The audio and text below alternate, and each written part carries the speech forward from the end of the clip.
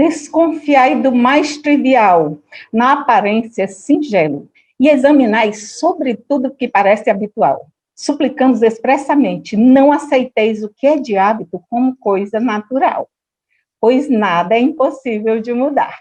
Bertold Brecht.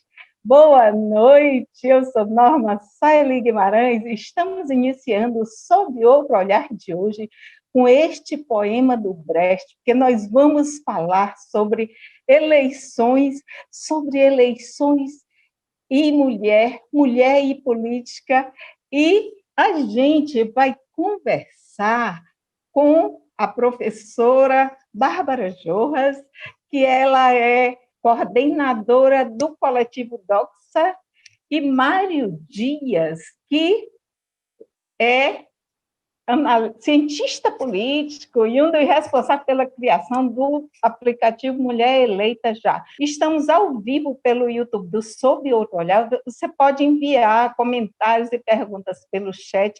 Estamos também ao vivo pela Fundação Antares, pelo Facebook da Fundação Antares. A gente aguarda vocês enviarem perguntas e comentários. E agora, dá boas-vindas à nossa convidada e nosso convidado. Boa noite. Boa noite, boa noite. Boa noite, obrigada pelo convite, Norma. Boa noite a todos. Muito obrigado pelo convite, Norma. Um prazer estar aqui para poder falar com você, viu?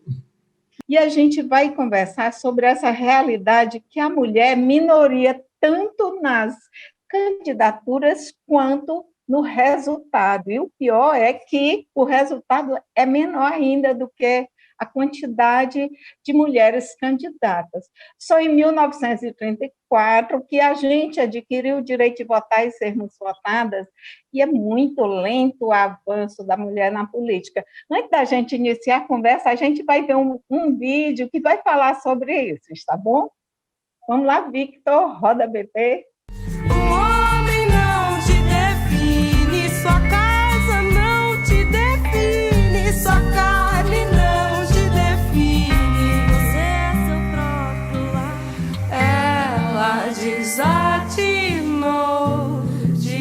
Desatou, nós vai viver só. Getúlio, quando assinou o decreto que a gente comemora, de fevereiro de 32, ele dava o direito de voto, mas tinha que ser ratificado na Constituinte. Quer dizer, dava o direito de voto para a gente participar daquela eleição, mas a Constituinte, que ia ser escrita, ela tinha que dizer que as mulheres podiam votar. A pressão dos católicos era: se vocês botarem a lei do divórcio na pauta da Constituição, a gente tira o direito de voto de vocês. A negociação foi nesse nível. Se conseguiu aprovar o direito de voto, mas olha, foi facultativo. Isso, numa população que não tinha nenhum traquejo de fazer política, você pode imaginar que não é uma coisa simples. A rádio estava começando. A propaganda era boca a boca. O voto era obrigatório apenas para funcionárias públicas, pela Constituinte de 34. Só que funcionária pública era pouquíssimo. Daí vem a ditadura do Estado Novo, de 37, tal, até 45, quando você tem a redemocratização e, novamente, eleições. Não se elegeu nenhuma mulher, nenhuma. E nos anos 50, nós praticamente fomos sumindo na representação política. Se elege uma deputada federal em 50, que é a sobrinha do Vargas, a Ivete Vargas, e nenhuma mais. Aí vem o regime militar, novamente as mulheres escondidas, até que na redemocratização, o ressurgimento de um amplo movimento feminista, que aí já sou eu, já é minha geração, chegando na rua. A gente saiu de 4 na década de 70 para 26 para redigir a Constituição, esta Constituição, a Constituição cidadã, como a gente chama. Como um congresso tão grande, com 513 deputados, 81 senadores e senadoras, você não tem ali nem 10% de representação feminina e representação da população negra. Nesse momento, para mim, estar no Congresso Nacional como primeira senadora foi praticamente um ambiente estranho, porque chegava ali uma mulher negra da favela. Eu fui, o que a gente pode dizer, de uma novidade na política. 30% ainda é baixo, não nos contempla, mas a gente acredita que isso é uma luta e que, como toda luta, ela tem que continuar. Nós temos que enfrentar agora de novo, porque é um outro momento político, e nós temos que também encontrar as nossas armas, e são as armas feministas, né? Nós precisamos ter voz e participar do comando do partido. Mas vai lá pra dentro e brigue, viu, minha neguinha? E peça para ser e lute para ser secretária, tesoureira, presidenta do partido. Nada de achar que ele vai falar por você. Ela desafinou e me Bárbara, olha aí como foi essa ideia do Doxa, como surgiu a ideia de criar um aplicativo que viesse mostrar as mulheres na política. Bom, eu acho que o vídeo, né, ótimo, ele fala muito do intuito também do grupo. Na verdade, foi uma iniciativa dos alunos, a partir de muitas discussões que nós estávamos travando dentro do grupo de pesquisa e estudos, que eram discussões sobre obras feministas, e a gente falando sobre essa dificuldade, né, enfim, a barreira histórica para a representação mais equitativa entre os gêneros, né?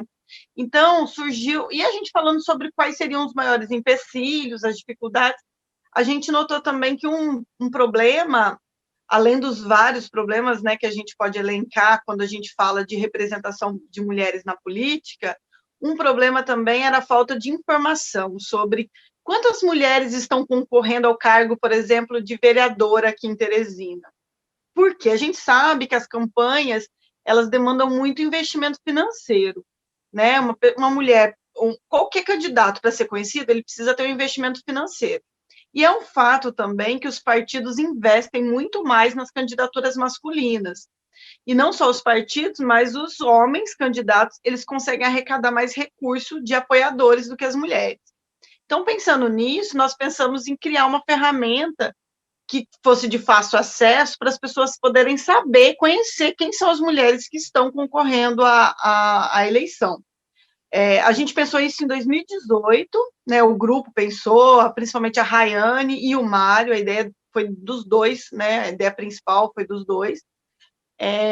Naquela ocasião, foi feito um site, nesse site abrigava todas as mulheres que estavam concorrendo à eleição de 2018, e aí você conseguia ver quem estava concorrendo e clicar num botãozinho que abria a proposta de governo, né, enfim, a proposta daquela candidata para deputada, ou para senadora, ou para governadora, né, que na época era a eleição de 2018. A partir disso, bom, o site teve uma visita interessante, as pessoas ficaram conhecendo, e depois o Mário, que é o nosso aluno, né, que faz ciência política, mas também tem expertise na área na área das tecnologias digitais, entende dos funcionamentos, ele pensou na possibilidade de criar um aplicativo para ser ainda mais fácil de ser acessado. E aí o Mário, né, então, trabalhou nessa logística.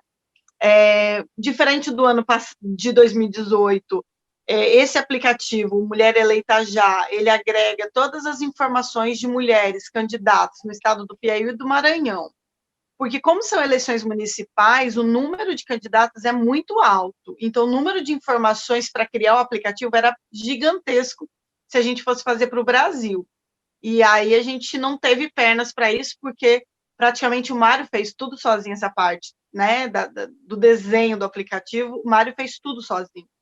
Então, a gente precisaria de uma equipe maior para poder dar conta do Brasil. Então, optamos por fazer no nosso estado, né, o Piauí e Maranhão pela proximidade. Então, conseguimos trazer também as informações do Maranhão. Sim, eu abri o aplicativo, achei interessantíssimo, porque uma das preocupações nossas é exatamente como que você vai saber se a campanha, se a propaganda eleitoral ela não mostra nem a metade de candidatas e candidatos? Mário, fala aí como é que foi para você o processo. Liga o teu microfone, por favor. Isso. Bom, conforme a professora Bárbara falou, de fato, assim, para poder projetar o aplicativo e reunir as informações, né, foi complicado, porque são muitos dados, a gente precisava estruturar eles de uma forma que fosse interessante de fácil utilização, e também o tempo contra a gente, né, porque as eleições muito próximas, e o intuito, de fato, é a gente poder contribuir, permitindo que as pessoas acessem, vejam as propostas das candidatas, pelo menos do Piauí e do Maranhão nesse momento, que possam se interessar por uma proposta e votar mais em mulheres, né, para poder mudar um pouco essa situação, né, de pouca representatividade feminina. Então, de fato, todo o processo, ele se baseou numa questão bem simples, né, que acho que tudo hoje vira aplicativo, é mais fácil as pessoas acessarem algo que está no celular do que, de fato, sentar e acessar um website.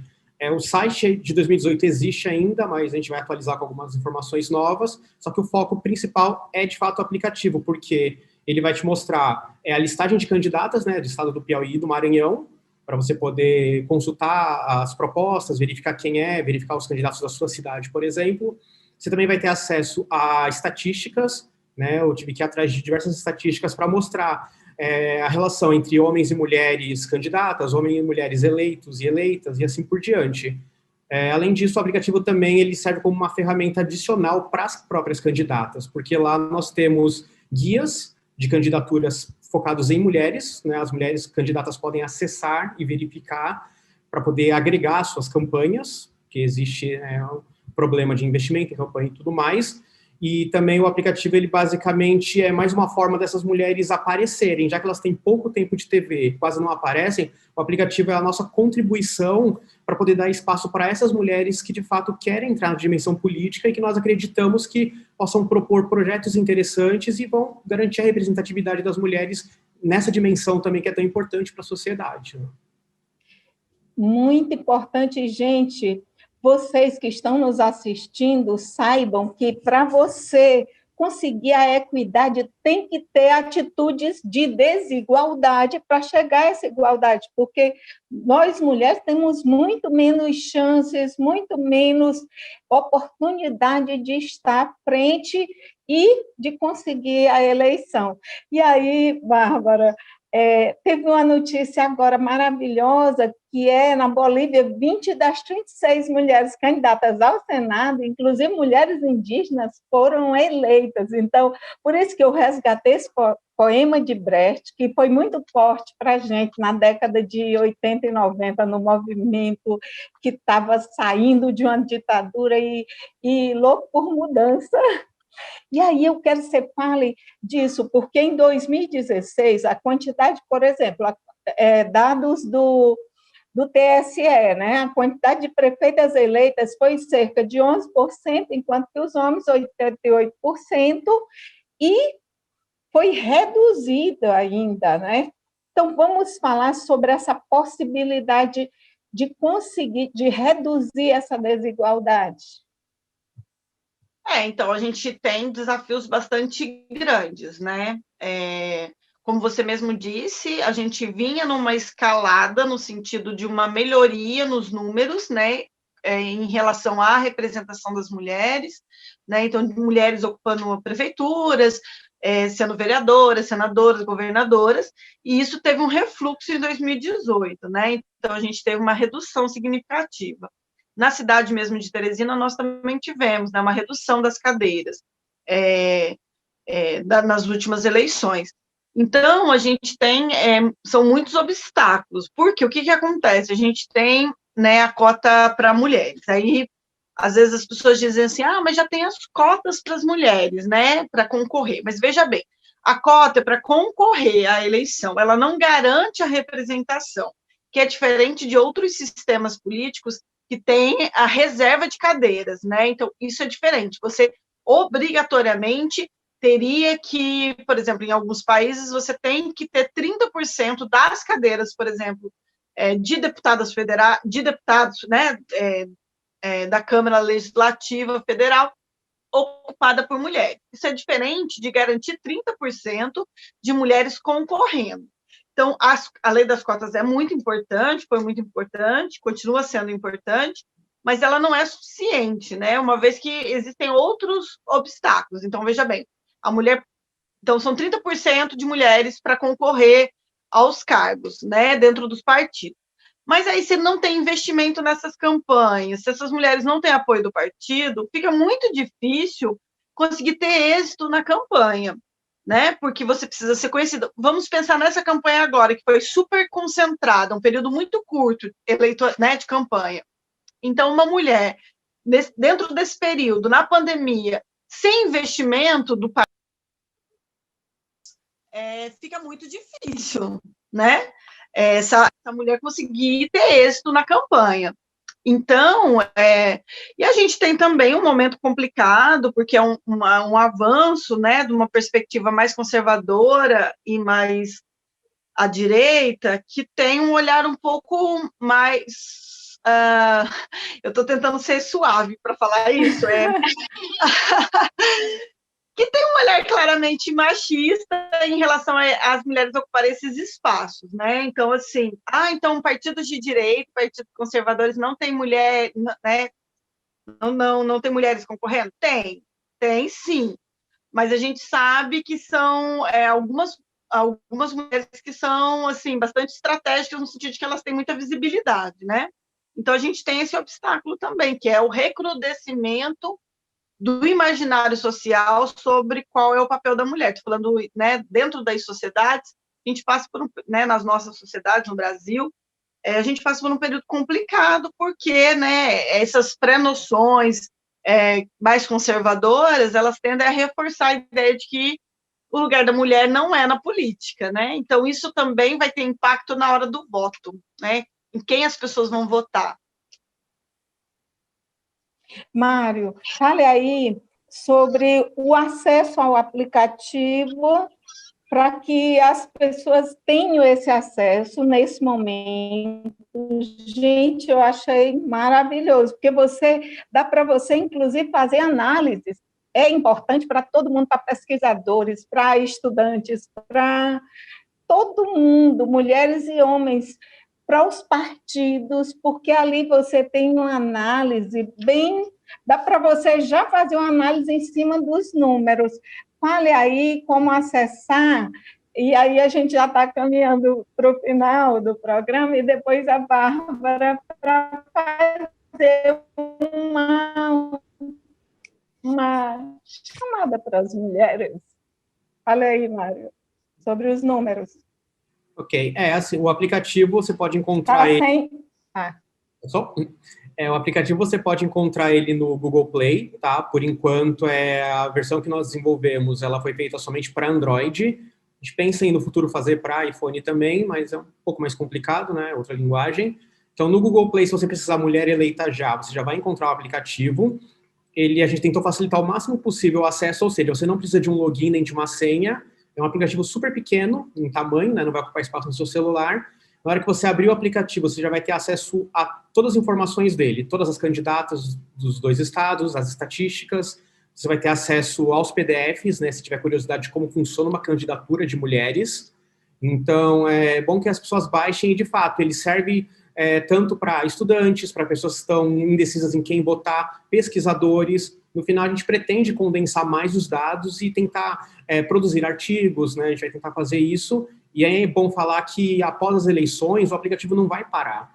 Basicamente, a gente vai continuar trabalhando no aplicativo, vamos tirar agora as candidatas, né, quando acabar as eleições, porque não vão ser mais candidatas, e aí nós vamos mostrar quem foram as candidatas eleitas, vamos colocar novas estatísticas, verificar se mudou alguma coisa, desde das últimas eleições municipais para essas. Então, assim, o aplicativo ele tende só a crescer cada vez mais e vamos mostrar cada vez mais informações para criar essa conscientização do quão é importante você ter uma ferramenta tecnológica de modo que ela possa te ajudar a entender melhor sobre a questão política, encontrar candidatas que estejam de acordo com o seu pensamento, com a sua ideologia, e a partir daí promover mudanças que são super necessárias.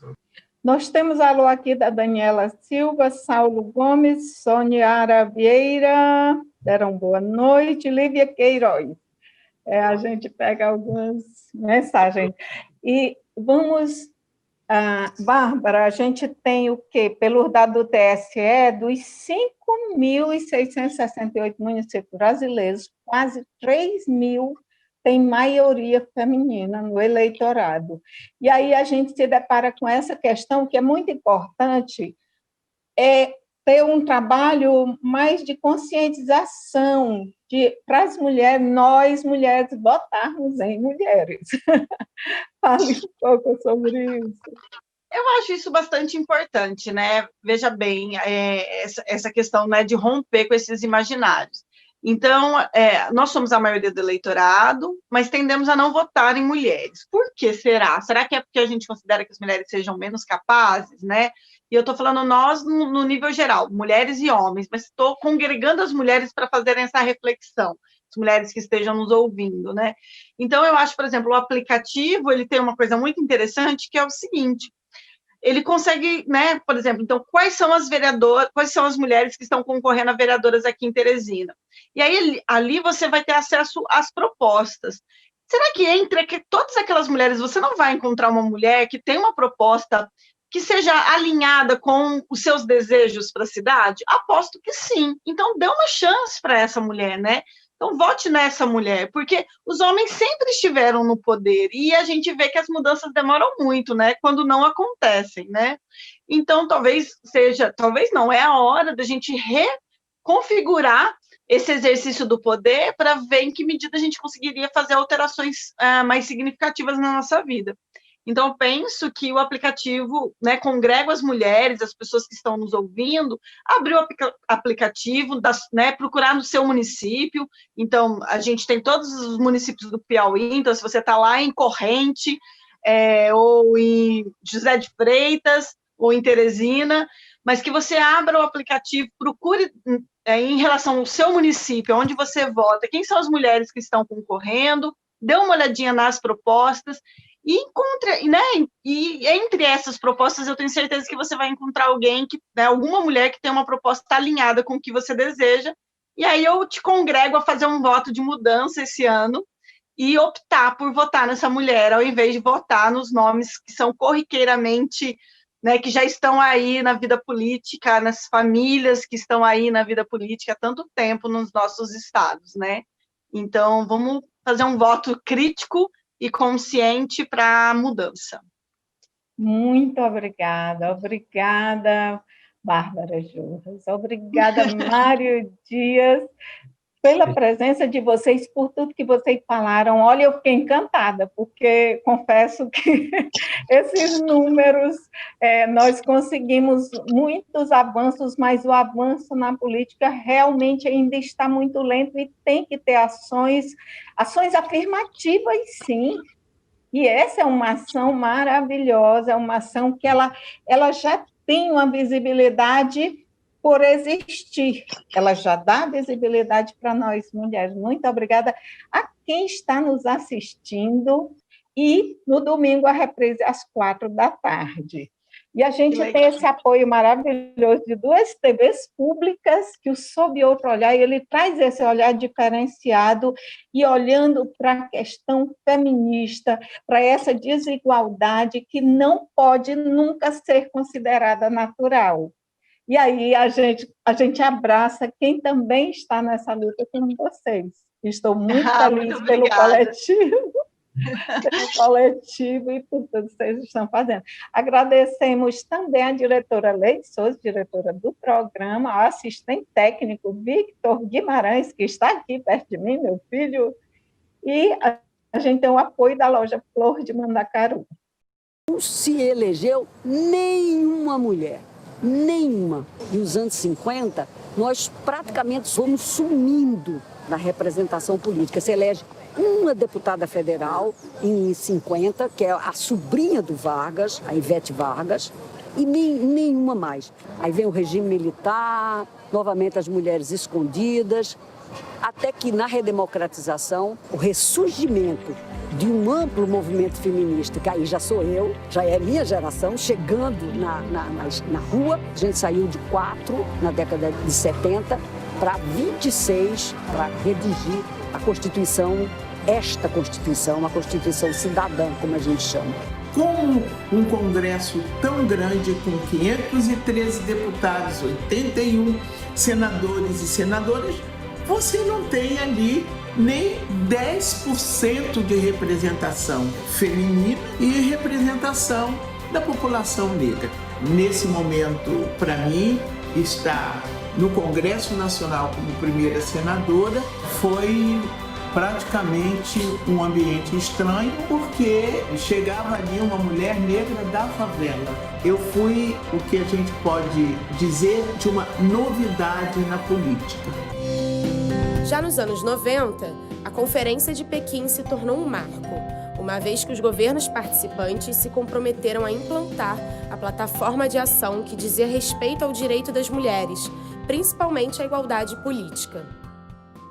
Até então, as mulheres não tinham uma organização, existiam inúmeros agrupamentos de mulheres no Brasil, mas uma articulação nacional dessas mulheres foi feita a partir desse período preparatório para Beijing e se chamou Articulação de Mulheres Brasileiras. Pela primeira vez aconteceram inúmeros encontros estaduais, foram mais de 700 grupos de mulheres que se organizaram no Brasil, que construíram documentos, saíram 22 documentos estaduais que pautaram um documento das mulheres brasileiras rumo a Beijing.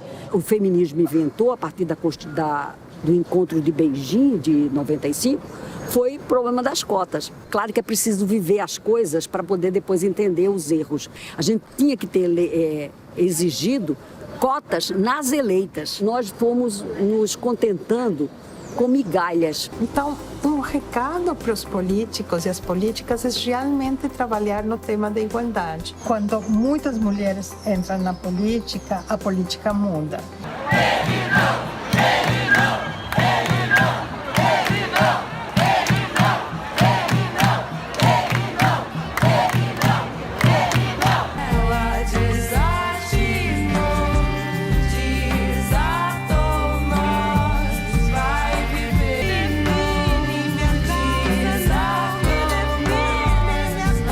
Ela